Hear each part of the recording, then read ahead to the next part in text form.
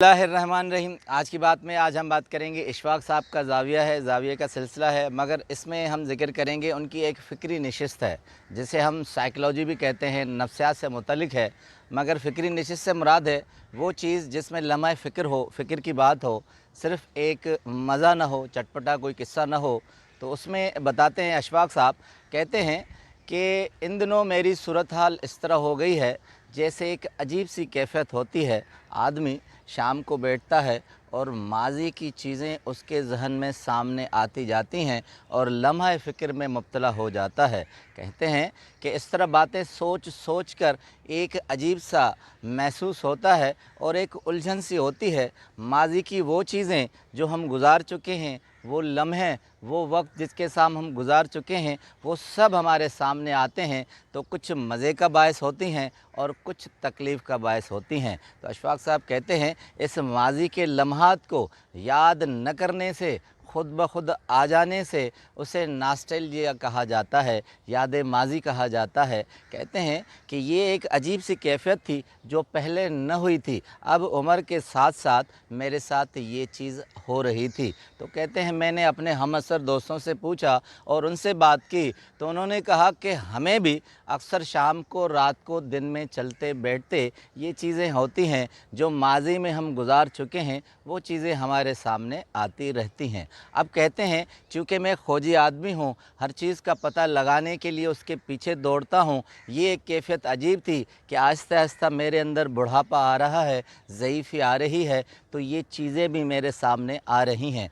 कहते हैं ज़ाहिर है फिर इनसे वाबस्ता जो लोग हैं उनसे पूछा, बहुत से लोगों से पूछा, मैंने बाबों से भी पूछा तो उन्होंने कहा कि ये याद माज़ी के जो किस्से हैं ये हमारी ज़हन की शौं से मुंसलिक हैं, हम इन्हें कुछ नहीं कर सकते। फिर भी कहते हैं कि तसल्ली तशफ़ी नहीं हुई। फिर मैंने मुख्तलिफ़ डॉक्टरों से रब्ता किया तो डॉक्टर साहिबान ने कहा कि ये एक उम्र का हिस्सा है, जब हम इस उम्र में पहुँचते हैं तो ये चीज़ें हमारे सामने आती हैं, हम कुछ भी नहीं कर सकते। कहते हैं अब और मेरे लिए परेशानी का बायस हो गई कि ये आखिर क्या चीज़ है जिसे हम रोक नहीं सकते और ये चीज़ें मुतवातर हमारे पीछे, हमारे सामने आती रहती हैं।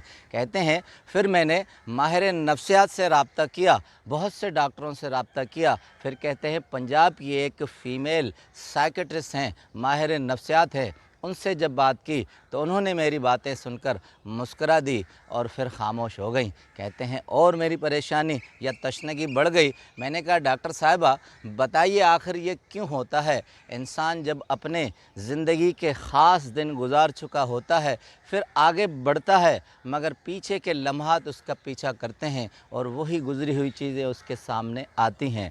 तो अब कहती हैं कि डॉक्टर साहिबा संजीदा हो गई और उन्हें कहा कि साहब देखिए कि जानवर जो है वो एक मुकम्मल शक्ल में पैदा होता है। कुत्ता अगर पैदा हो गया तो उसे कोई भी वफ़ादारी नहीं सिखाता, वो एक मुकम्मल कुत्ता होता है। वो अपने मालिक के हुक्म पर हुक्म सादर करता है और दुम को हिलाता है, जिस तरह हुक्म होता है वो अपना काम करता जाता है, उसे कोई भी समझाता नहीं है। इसी तरह एक घोड़ा है तो घोड़े को किसी भी इंस्टीट्यूशन में कोई सबक नहीं सिखाया जाता, इल्म तदरीस नहीं दी जाती कि तुम अपने मालिक के साथ इस तरह अपना बिहेवियर रखो। फिर कहा कि उस डॉक्टर साहिबा ने मुझे बताया कि एक फूल है, वो फूल मुकम्मल खुशबू के साथ होता है, मुकम्मल अपनी तवानाई के साथ होता है, उसे किसी तरबियत की ज़रूरत नहीं होती कि वो आपको खुशबू दे।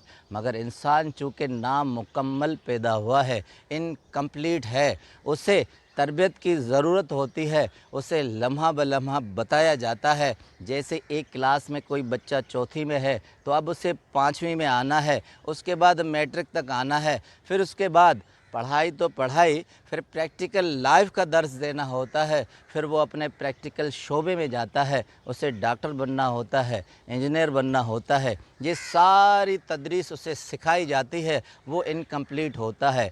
इंसान जब मुकम्मल होने के मरहले में आता है, मुकम्मल हो जाता है, तो उसके बाद जो पीछे सारी चीज़ें होती हैं वो दौड़ती हुई उसके साथ आती हैं। तो कहते हैं इशफाक साहब कि मैंने पूछा कि आखिर क्या इसका हल है कि हम उन चीज़ों से जान छुड़ाएं जिनके पीछे हम नहीं जाना चाहते या जिनके साथ हम नहीं रहना चाहते।